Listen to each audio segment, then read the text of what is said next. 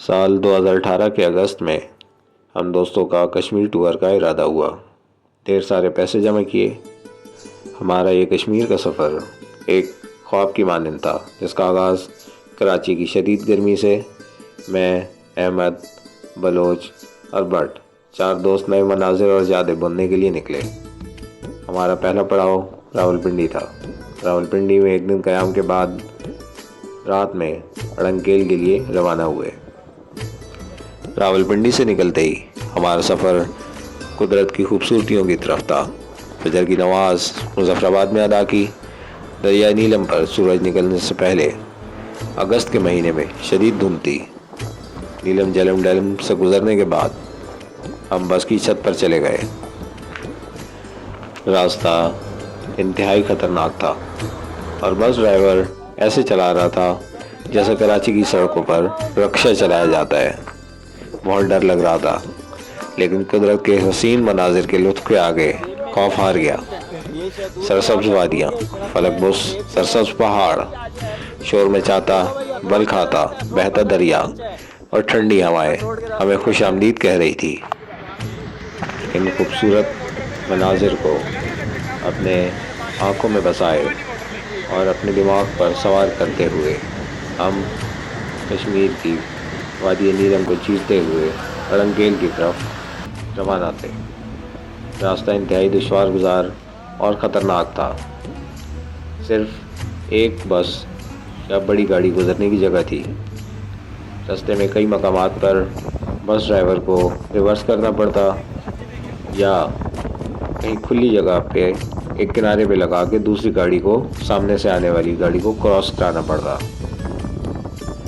इंतहाई पुरखतर रास्ता, फलकबोस पहाड़ और ज़मीन की गहराइयों में बहुत दूर दरियाई नीलम बहता हुआ, शोर करता हुआ एक साज नुमा आवाज़ पैदा कर रहा था। रावलपिंडी से निकलने के बाद 15 घंटे की तवील मुसाफत, थका देने वाला इंतहाई पुरखतर और हसीन सफ़र का पहला मरहला हमारा अड़ंगकेल था। हम 15 घंटे की मुसाफत के बाद जब केल पहुँचे तो मूसलाधार बारिश शुरू हो चुकी थी। केल में रुके रहे और मौसम क्लियर होने का इंतज़ार किया। अड़ंगकेल, वादी नीलम का जन्नत नज़ीर गाँव। हमारे सफ़र का पहला मरहला अड़ंगकेल था। अड़ंगकेल जाने के लिए सबसे पहले केल से अड़ंगकेल की तरफ दरिया को अबूर करना होता है। इसके लिए आसान और बेहतर रास्ता चेयर लिफ्ट है। अड़ंगकेल आने वाले सयाहों के लिए ये चेयर लिफ्ट एक इंतहाई यादगार तजर्बा साबित होता है, जिससे आप वादी की खूबसूरती को ऊपर से देख सकते हैं। केल से अड़ंगकेल तक की ये चेयर लिफ्ट पाकिस्तान की ऊंची तरीन चेयर लिफ्ट में शुमार होती है, लेकिन असल मुहिम अड़ंगकेल तक पहाड़ चढ़ने में होती है। हकीकत में अड़ंगकेल में पहाड़ की चढ़ाई ज़्यादा दुश्वार नहीं, मगर ये आपकी हिम्मत और इस्तकामत का इम्तिहान ज़रूर लेती है। रास्ते में आपको कुदरत के हसीन मनाज़िर देखने को मिलते हैं, जो सफ़र को और भी ख़ास बना देते हैं। अड़ंगकेल पहुँचे तो ऐसा महसूस हुआ जैसे वक्त थम सा गया हो। ऐसा लगता था बाल सेट कर दे, हम किसी कहानी में दाखिल हो गए हैं। अड़ंगकेल वाकई बहुत खूबसूरत है। वहाँ के गधे भी बहुत खूबसूरत लग रहे थे और गधे की खूबसूरती से मुतासिर होकर हमारे भट्ट साहब ने गधे को बहुत सा प्यार किया। अड़ंगकेल में हमने ऊपर पहाड़ों की तरफ, ग्लेशियर्स की तरफ गए। वहाँ पे भी हमने काफ़ी तस्वीर ली। अड़ंगकेल को जन्नत नज़ीर कहना बेजाना होगा।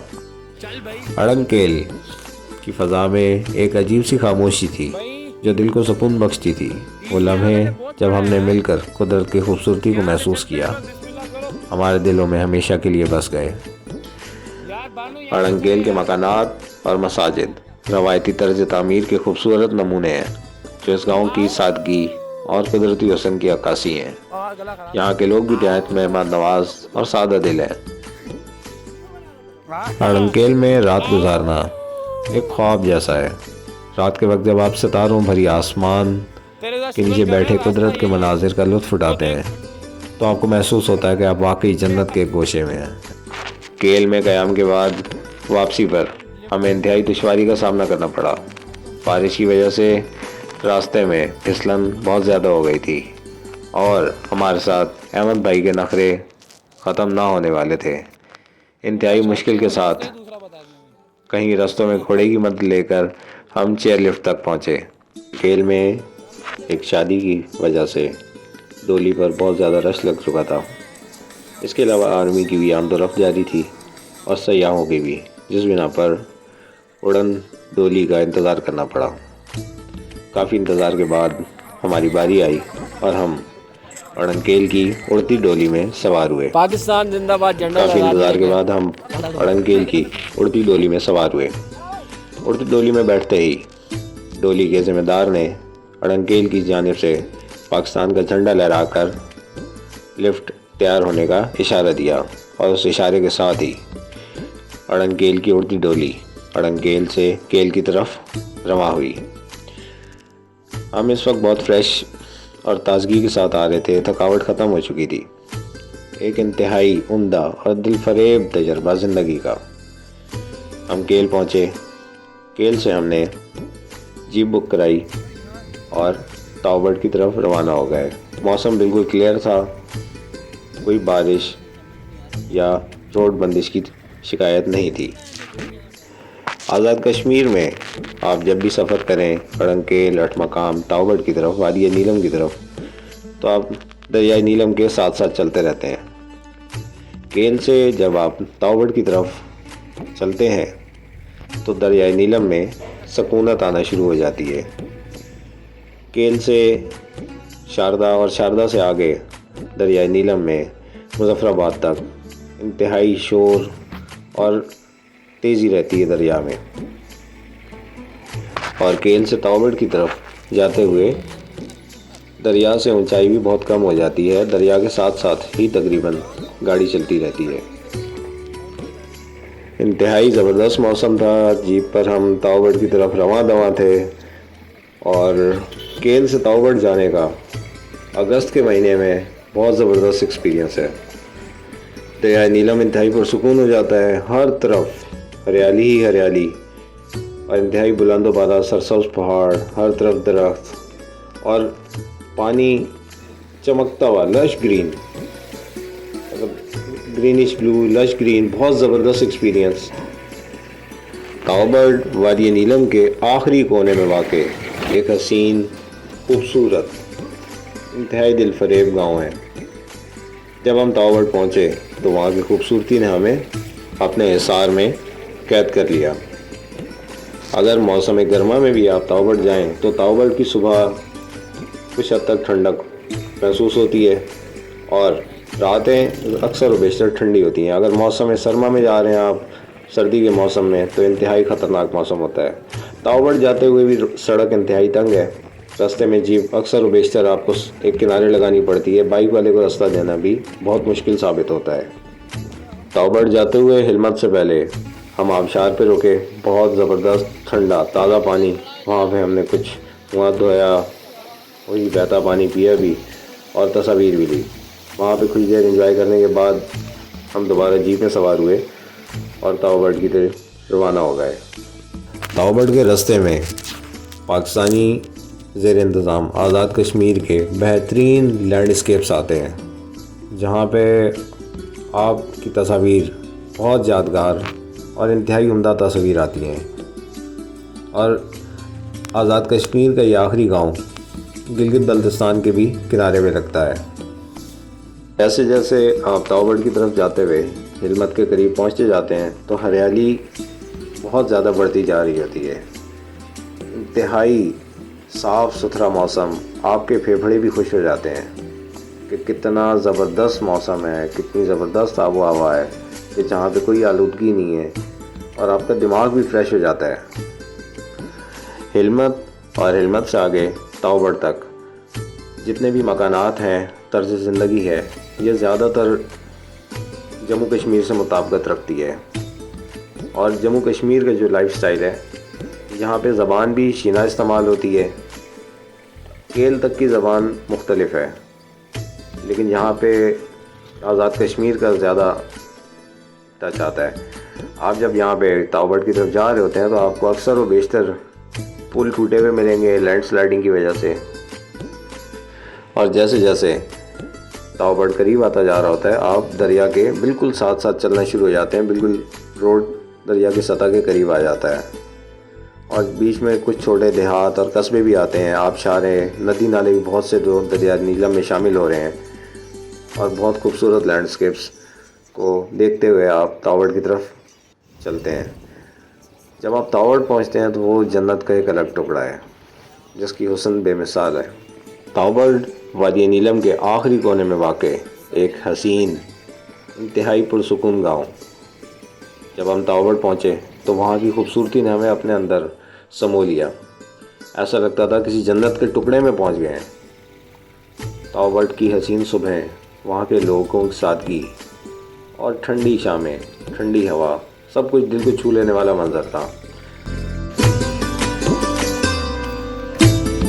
आप जितनी भी थकावट के बाद ताओबड़ पहुँचेंगे तो आपकी थकावट दूर हो चुकी होगी, क्योंकि इंतहाई ताज़ा माहौल और खूबसूरत और लश ग्रीन इन्वायरमेंट।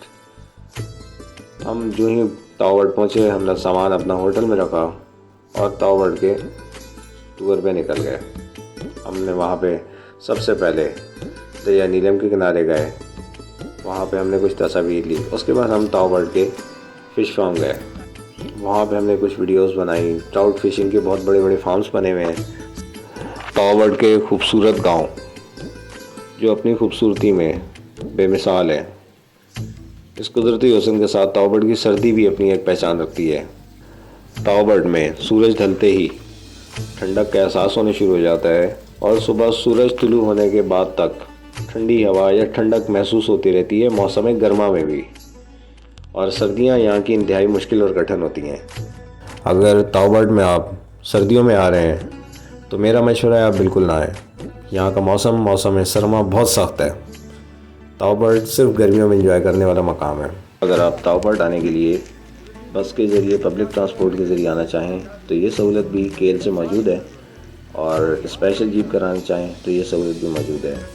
और ताओबड़ का रास्ता साल में ज़्यादातर खुला रहता है। लैंडस्लाइडिंग और रास्ता बंद होने की शिकायत बहुत कम होती हैं। ताओबड़ मौसम गर्मा में विज़िट करने के लिए बेहतरीन जगह है और जन्नत के टुकड़ों में से एक टुकड़ा है। हमने ताओबड़ में भरपूर घूमने, एंजॉय करने के बाद वापसी का इरादा किया। हम वापस निकले, मौसम इंतहाई ज़बरदस्त, खूबसूरत। ताओबड़ के दिलफरेब मनाजिर और पुरसुकून माहौल में वक्त गुजारना हमारे लिए एक नाकाबिल फरामोश तजर्बा था। यहाँ आकर हमें भीड़, शोर शराबे से दूर कुदरत के करीब रहने का मौका मिला। अगर आप वादी नीलम का सफ़र करते हैं तो अपने वादी नीलम के सफ़र के बीच में ताओबड़ का दिन ज़रूर रखें, बल्कि ताओबड़ में 2 से ज़्यादा दिन गुजारें। इंतहाई बेहतरीन जगह है मौसम गर्मा में विज़िट करने के लिए। ताओबड़ किसी जन्नत से कम नहीं, और रात का क़याम और सुबह बेमिसाल है। ताओबड़ से हम वापस निकले तो मौसम को बादलों ने घेर लिया। बारिश का मौसम दोबारा बन चुका था और इंतहाई अंधेरा छा चुका था। हमने अपना सफ़र जारी रखा। हमने अपनी स्पेशल जीप बुक करवाई हुई थी और वापस हम केल की तरफ रवाना हो गए। रात को काफ़ी ताख़ीर से हम केल पहुँचे।